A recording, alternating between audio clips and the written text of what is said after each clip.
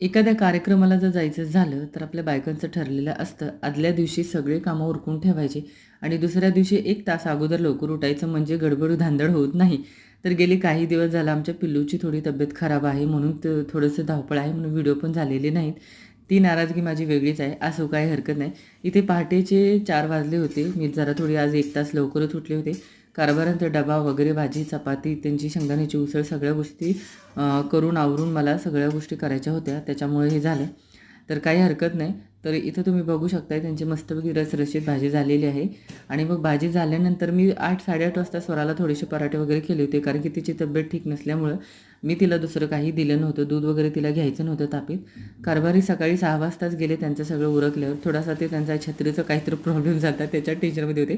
तरी ते त्यांनी व्यवस्थित केलं आणि गेले. ते गेल्यानंतर मी घरातली पूजा वगैरे सगळं किचन क्लीन करून आवरून घेतलं. मग आम्ही गेलो मेहंदी कार्यक्रमाला.